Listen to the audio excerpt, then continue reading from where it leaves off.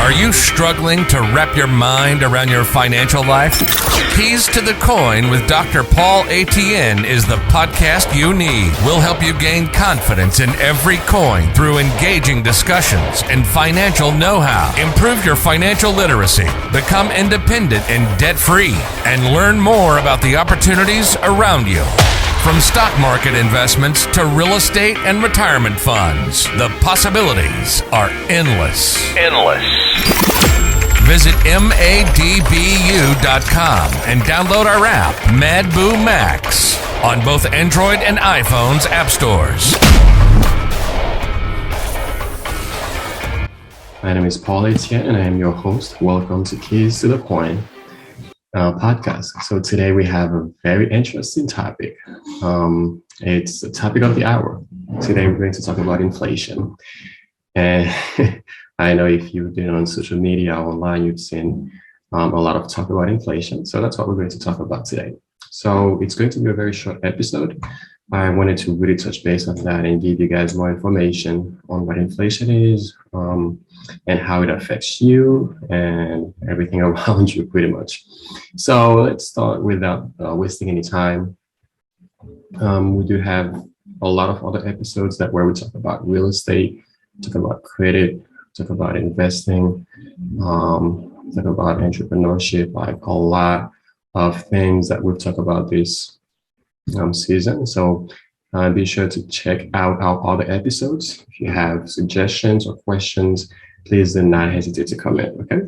So let's start with what is inflation. So pretty much inflation is a decline in purchasing power of a specific currency over time. So it's like what $1 could buy you in the United States in 1920 is not the same as what $1 can buy you here in 2022. That can happen for a lot of specific reasons. So there are three different types of inflation. There's what we call the cost push effect. We have what we call the demand pull effect, which is pretty much what's happening right now because of a large injection of money into the economy. The stimulus packages that the government putting money into the economy to send to you guys. So when there's too much money printed out, what it does is now everybody have money to buy more things.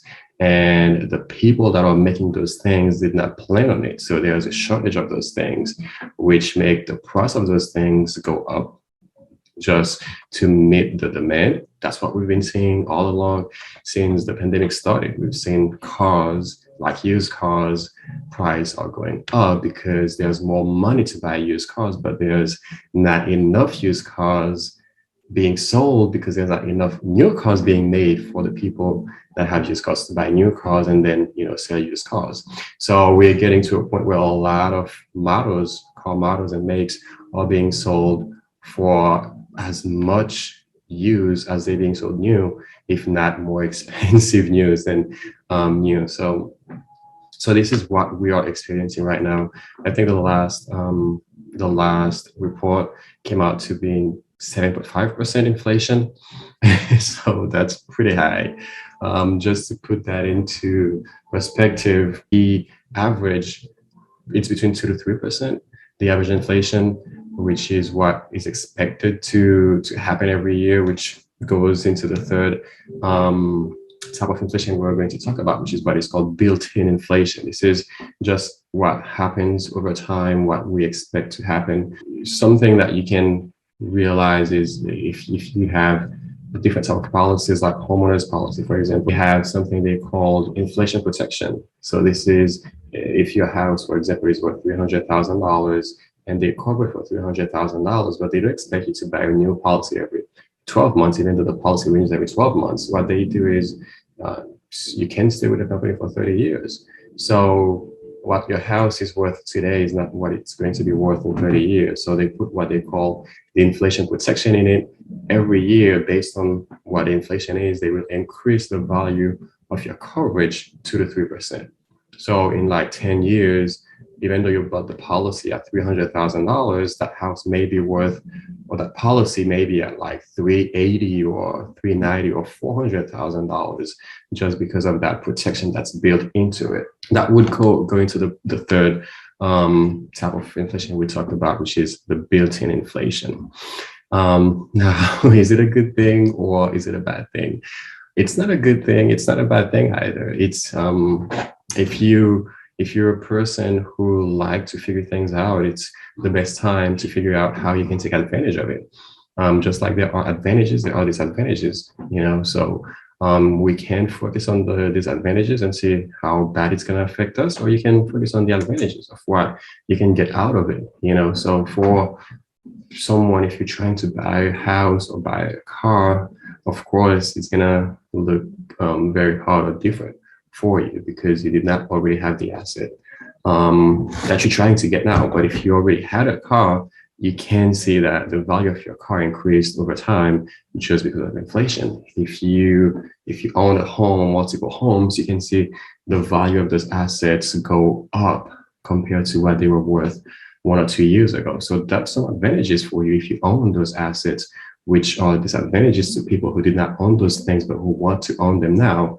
For example, I am in the trucking industry. As a business owner, I've seen how the price of trucks, like what they call the semi-trucks, have gone up significantly in the past 2 years. I'm talking about it's ridiculous how those prices have gone up. Again, it's the same thing we just talked about. It's the med pool effect, because there are so many people that right now are trying to get into trucking because of them getting laid off or them finding out a new way to start making money because of COVID. So a lot of people are trying to buy trucks, used trucks, of course, just to get started. But a lot of those big companies that usually, change trucks every 2 to 3 years, they're not getting new trucks from the manufacturers because of COVID. Of course, they supply decreased, so that create a high demand for trucks, where you can see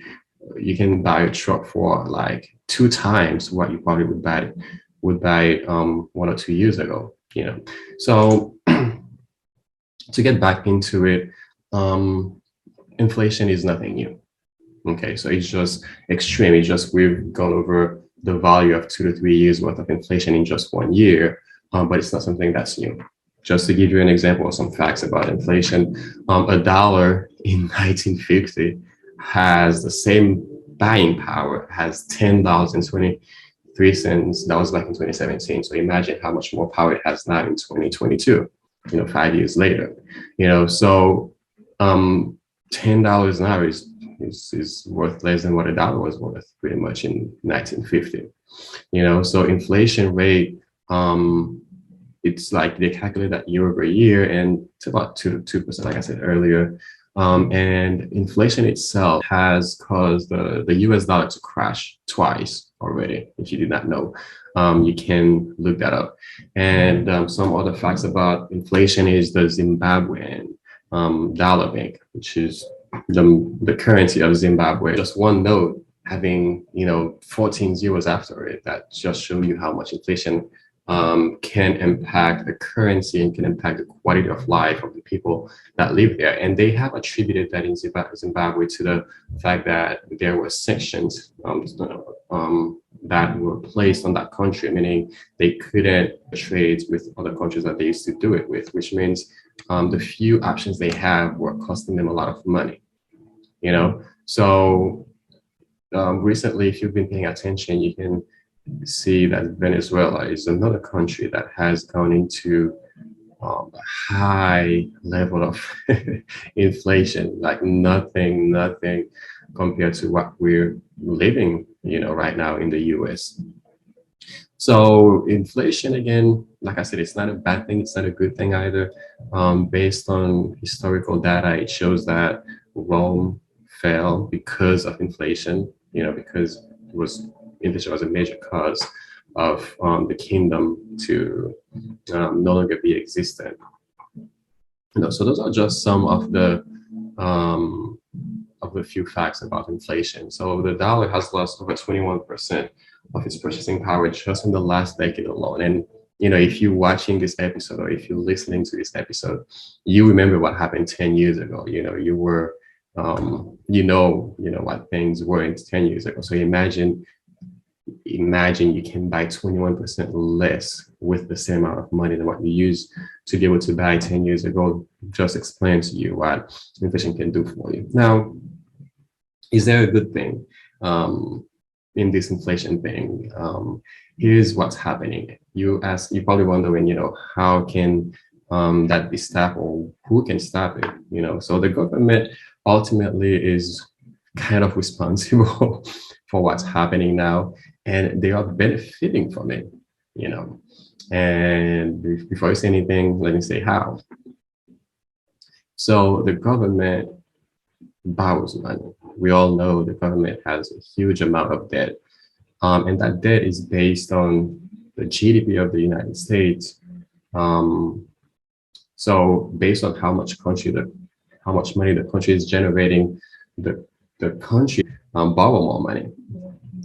If that confuses you a little bit, let's just see it as you working. If you're working, the more money you make, the more purchasing power you have. For example, let's say you want to buy a house. The more money you make, the more expensive you can buy a house, or the bigger the loan or the mortgage on the house that you want to get can be. So that's the same thing for the government.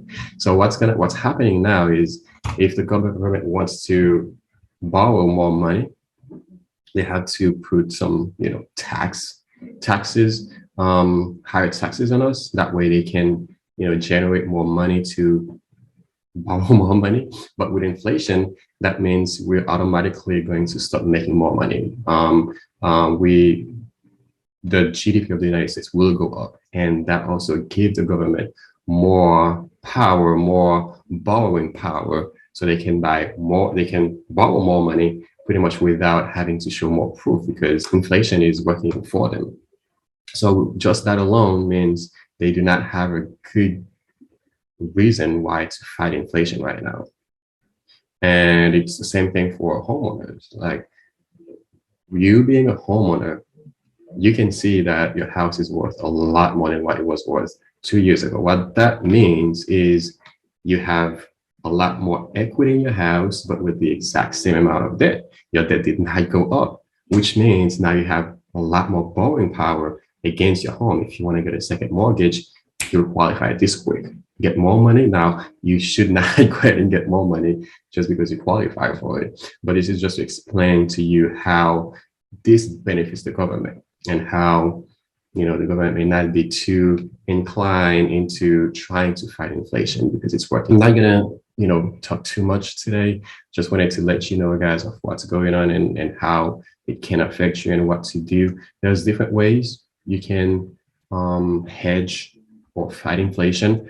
One of them is investing in accounts that will bring you more than the 7.5%. There's a lot of them out there. You just have to find out which one they are, and I'll give you a hint. It's not a savings account. So if you have a savings account and all your money is in a savings account, you are in deep trouble.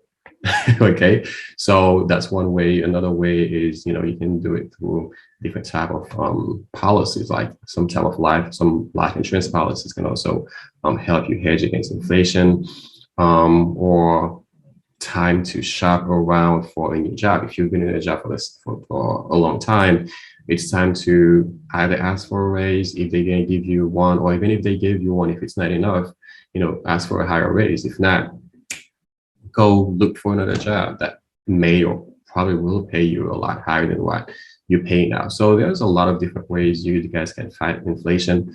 It's good that you're aware of it, that you're watching and see what's going on right now, but don't just complain about it. Find something that can help you stay on top of inflation, whether it's investing, getting a new job, or starting a side hustle, or getting some type of policy that can protect you against inflation. Whatever you have to do, that's what you should start doing now. Okay, so that's all that I have for you guys today about inflation. If you have more questions, let me know. If there's any other topics, guys, you want me to cover, please feel free to reach out to me. All right. Thank you again for listening to Keys to the Coin. Again, go back and listen to the other episodes.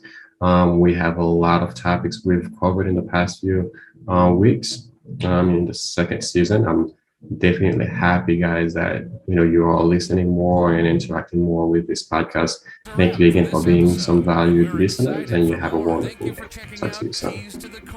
Dr. Paul Etienne. Stay connected via madboo.com and on Instagram, Twitter, and Facebook with the username MadBooCom as we continue to unravel the financial world with tips, insights, know-how, and more. Download our app, MadBoo Max, for insights, news, free stocks, and financial tools. As always, we hope you learned something useful from this episode. On your way to creating your financial path, live a productive, debt-free life, and ultimately gain confidence in every coin.